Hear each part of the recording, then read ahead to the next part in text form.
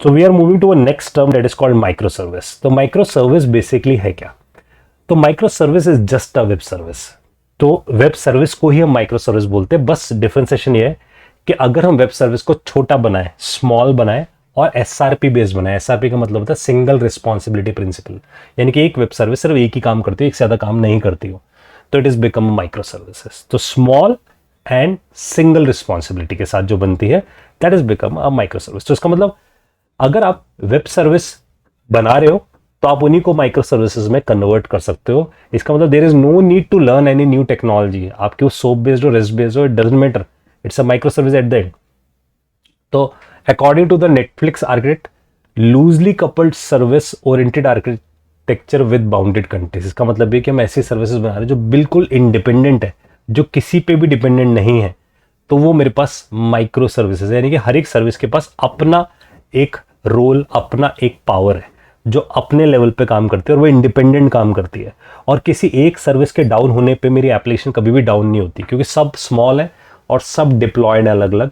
तो अगर मेरी एप्लीकेशन डाउन होगी तो मेरी पूरी एप्लीकेशन को भी डाउन होने का मौका नहीं मिलेगा. तो जनरली माइक्रो सर्विसेज से पहले लोग मोनोलिथिक वे में काम करते थे, बनाते हुए वेब सर्विसेज थे, लेकिन वो मोनोलिथिक का मतलब ये कि सारी चीज़ें एक ही जगह पे होती थी. जब सारी चीज़ें एक ही जगह पे होती थी तो इसका मतलब सारी पावर सिर्फ एक ही जगह है. तो अगर सिस्टम डाउन होगा तो पूरा सिस्टम क्रैश हो जाता था आपका.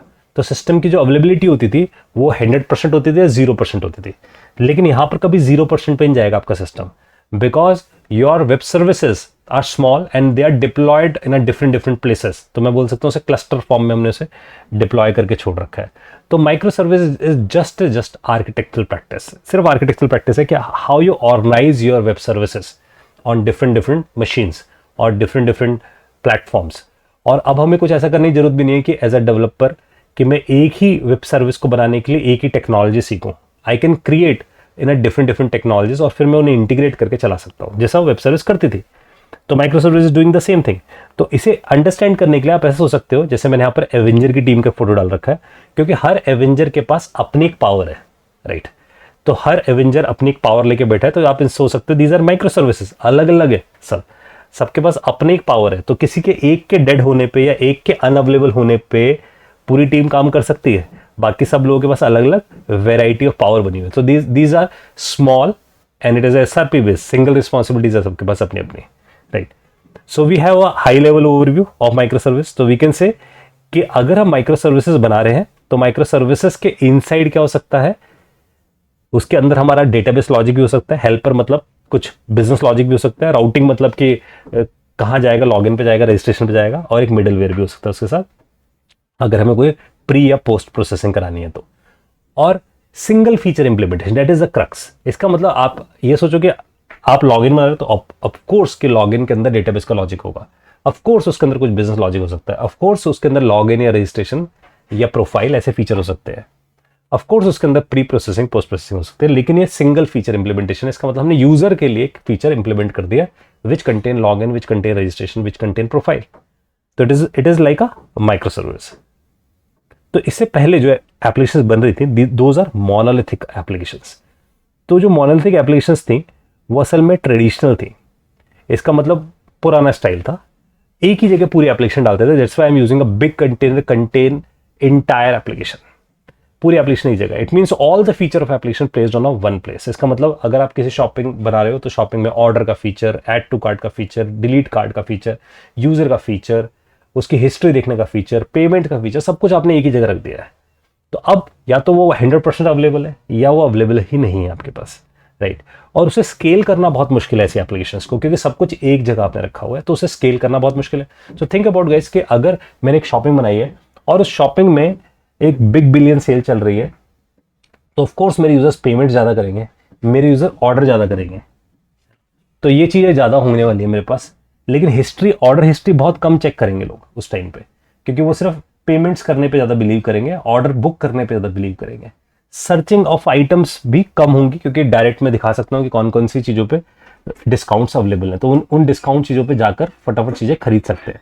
तो मेरे को कुछ सर्विसेज ऐसी चाहिए जिन्हें स्केल करना है, कुछ सर्विसेज चाहिए जिन्हें स्केल नहीं करना.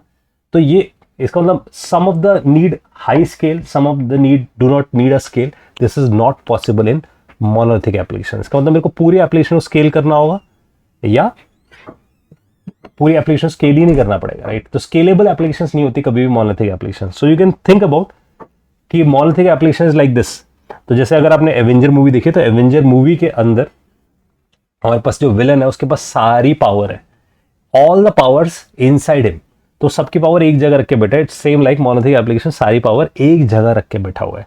इट मीन्स यहां पर मेरे पास सारे फीचर एक जगह है। सो ऑल द फीचर, चाहे डेटाबेस के इतने भी लॉजिक है सब एक जगह है, जितने बिजनेस लॉजिक है सब एक जगह है, राउटिंग भी एक ही जगह है और मिडल वेयर्स भी सारे एक ही जगह है, राइट। तो इसका मतलब हमने सारे फीचर एक जगह क्रिएट करके छोड़ दिए है।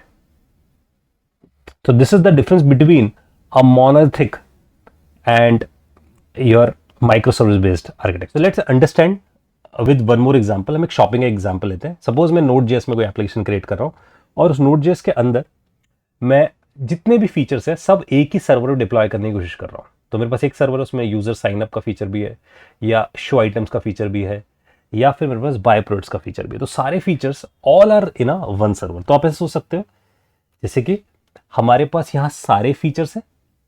तो जैसे हम एवेंजर में जो विलन था वो अपने पास सारी पावर्स इकट्ठी करता जाता है और वो और पावरफुल बनता जाता है।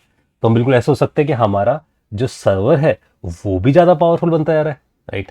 तो बहुत पावरफुल बनता जा रहा है कि उसके पास फीचर्स ज्यादा है। तो मोनोलिथिक डिजाइन कुछ इसी तरीके से बिल्ड होना शुरू हुआ कि कम फीचर से उसे बढ़ाते जाओ और उसके अंदर फीचर्स ऐड करते जाओ, and it seems like your server is become more powerful, right. लेकिन एक्चुअली में ऐसा नहीं हो रहा होता। हो ये रहा होता है कि आपके सर्वर में बहुत लोड पड़ रहा होता है, और जब वो लोड पड़ता है तो एक टाइम बाद वो उस लोड को नहीं झेल पाता, and it is get crash, क्योंकि सब कुछ आपने एक ही जगह पे रखा है। तो अगर सपोज लोग आइटम्स देखने ज्यादा आ रहे हैं, शो आइटम्स ज्यादा कर रहे हैं, लेकिन वो साइन अप नहीं कर रहे हैं, बाय प्रोडक्ट्स नहीं कर रहे हैं, स्टिल आपके ही सर्वर पे लोड पड़ रहा है क्योंकि सारी चीजें एक ही जगह पे है। सो प्रैक्टिकली कुछ ऐसा होता है आपके पास कि your application is get crash, क्योंकि वो उतने लोड को एक्सेप्ट ही नहीं कर पाती। So this is actually the truth. तो that's why people are moving to a micro service architecture. तो एट द एंड वो बना रहे web services. The only strategy is कि how they are going to deploy those applications, how they are going to architect those application, how they design the database की database कहाँ रखा जाएगा, how the services are going to communicate. तो that's why it is an architecture practice. तो अगर हम यही micro service से बनाए तो हम अलग अलग सर्वर पे होस्ट कर देंगे। यूजर साइन अप अलग जगह होगा, शो आइटम्स अलग होगा, बाय प्रोडक्ट्स अलग होगा, और इन सबके अपने अपने डेटाबेसेस हो सकते हैं। और जितने भी डेटाबेसेस हैं ये इनसे कनेक्ट करेगा। अगर कोई नई सर्विस आएगी so we will add a new service, तो हम एक नई सर्विस वहां पर ऐड करके आ जाएंगे, and then these services can communicate to each other, या आपस में कम्युनिकेट कर सकती हैं, डेटा एक्सचेंज कर सकती है, राइट। तो इस तरीके से हमारे पास एप्लीकेशन डिजाइन होगी। तो अगर मेरे को लगता है कि शो आइटम ज्यादा आ रही है तो मैं शो आइटम के सर्वर को स्केल कर सकता हूँ, उसके रेप्लिकेशंस क्रिएट कर सकता हूँ, उस एप्लीकेशन को मल्टीपल हॉरिजॉन्टल स्केलिंग करके आ सकता हूँ, यानी कि शो आइटम्स के मल्टीपल सर्वर्स क्रिएट कर दिए। That's why I am saying horizontal scale कर सकता हूँ उसे। तो इसका मतलब लोड जहां बढ़ा मैंने उसी को स्केल कर दिया। और अगर मेरी कोई सर्विस अवेलेबल नहीं रहती, let's say show items available नहीं रहती, स्टिल मेरी बाकी सारी सर्विसेज अवेलेबल रहेंगी। So this is how your whole system is actually working. तो हमारे पास ये पूरा सिस्टम क्रिएट होना शुरू होता है। और मैंने इसमें बताया कि अगर सपोज मेरा यूजर ऑर्डर डिटेल्स है तो मेरे को उसके अलग से कोई डेटाबेस बनाने की जरूरत नहीं, क्योंकि यूजर से यूजर डिटेल आ जाएगी और बाय प्रोडक्ट से मेरे पास उसकी ऑर्डर डिटेल आ जाएगी, और मैं उन दोनों का जॉइन लगाकर बोरो कर सकता हूँ डेटा और दिखा सकता हूँ उस डेटा को। So there are some of the benefits of the micro services. क्योंकि माइक्रो सर्विस का फायदा है डिजायर फॉर फास्टर चेंजेस, क्योंकि सब आइसोलेटेड है तो आप फास्टली चेंज करके आ सकते हो। ग्रेटर अवेलेबिलिटी है, हमेशा अवेलेबल रहेगा आपके पास, है ना। फाइन ग्रेन है आपके पास। फाइन ग्रेन स्केलिंग का मतलब है आपके पास कि अगर आपके पास चेंजेस करने हैं, किसी एक सर्विस को बढ़ाना है, तो आप एक सर्विस को बढ़ाकर आ सकते हो। बेनिफिट्स अगर हम देख पा रहे हैं तो हमें दिखा कि एक तो डिजायर फॉर फास्टर चेंजेस है, यानी कि हम फास्टली यूज कर सकते हैं इसे, क्योंकि जब भी चेंजेस करने होंगे मेरे को पता होगा मैं किस सर्विस में चेंज करूंगा, क्योंकि एसआरपी प्रिंसिपल यूज्ड है। हर सर्विस अपना अपना काम कर रही है, तो I am as a developer I can change it easily. Need for greater availability, इसका मतलब कभी भी 100% डाउन नहीं होगा सिस्टम। जो भी डाउन होगा वो एक पर्टिकुलर सर्विस डाउन होगी, क्योंकि अलग अलग इंस्टेंसेस पे आपके पास सर्विसेज चल रहे होंगे। साथ में स्केलेबिलिटी ईजी है, क्योंकि आप पर्टिकुलर सर्विस को स्केल कर सकते हो, सर्वर को ज्यादा स्केल करके आ सकते हो। And build and run by independent teams, इसका मतलब ये है कि अब आप इंडिपेंडेंट टीम्स, मतलब कोई नोड की टीम, कोई जावा की टीम, कोई सी शार्प की टीम, अलग अलग टीम्स अलग अलग सर्विसेज को बना सकते हैं, और फिर हम उन्हें प्लग करके चला सकते हैं, क्योंकि at the end all of them are web services. तो these are some of the benefits of micro services. और माइक्रो सर्विस को कौन कौन सी कंपनी यूज कर रही है? Netflix is one of the, eBay, ये सब शिफ्ट हो चुकी है माइक्रो सर्विसेज पे। So these are some of the companies which is shifted, और ये लिस्ट बहुत बड़ी है आपके पास। So this is the list which is using micro services.